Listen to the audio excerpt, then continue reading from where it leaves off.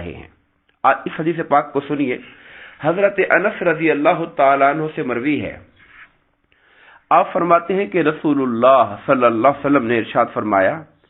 اللہ تعالیٰ اپنے بندے کی توبہ سے انتہائی خوش ہوتا ہے جب وہ اس کے حضور سچی توبہ کرتا ہے۔ یعنی اب یہ اللہ تعالیٰ خوش کیوں ہوتا ہے، آپ اس کو اس مثال سے سمجھیے، ایک دنیاوی مثال ہے، صرف سمجھانے کے لیے عرض کر رہا ہوں۔ کسی کا کوئی اپنا بیٹا جو اچھے رستے کو چھوڑ گیا ہو اور بگڑا ہوا ہو، جب وہ بگڑا ہوا اس کو احساس پیدا ہو جائے اور وہ اپنی غلط راہ چھوڑ کر صحیح رستے پہ آ جائے تو ماں باپ کو خوشی ہوگی، ہمارا بچہ سنور گیا ہے، ہمارا بچہ ٹھیک ہو گیا ہے، یہ خوشی ہے۔ اور بلا تشبیہ و بلا مثال اللہ تعالیٰ کی ذات تو 70 ماؤں سے بڑھ کر محبت کرنے والی ہے۔ جب بندہ بگاڑ کی راہ پہ چلتا ہے اور جہنم کے رستے پہ چلتا ہے تو خدا سے بڑھ کر کون ہے جو اس بات کے اوپر اپنے بندے کی تکلیف کو محسوس کرے گا؟ اس لیے جب بندہ راہ راست پہ آتا ہے تو اللہ تعالیٰ سے بڑھ کر کوئی خوش نہیں ہوتا، اللہ خوش ہوتا ہے اس کے اوپر۔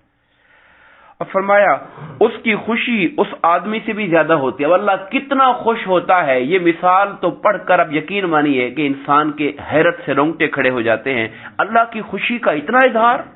فرمایا اللہ اس آدمی سے بھی زیادہ خوش ہوتا ہے جس کی سواری جنگل میں گم ہو گئی ہو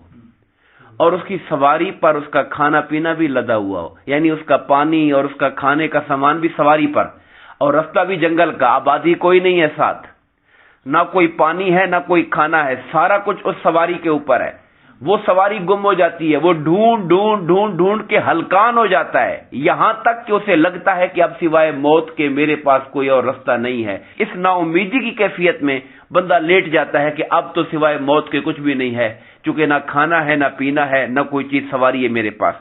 فرمایا کہ جب وہ بندہ مایوس ہو گیا، ایک درخت کے نیچے آیا اور اس کے سائے کے نیچے سو گیا،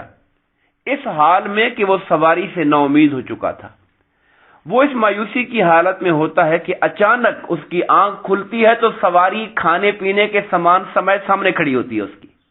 یعنی وہ جس کو ڈھونڈ ڈھونڈ کے تھک گیا تھا اور مرنے تک اس کی امید پہنچ گئی تھی، اب جو آنکھ کھول کے دیکھتا ہے سواری سامنے کھڑی ہے، کھانا بھی لگا ہوا ہے، پینے کا سامان بھی موجود ہے، تو فرمایا وہ آدمی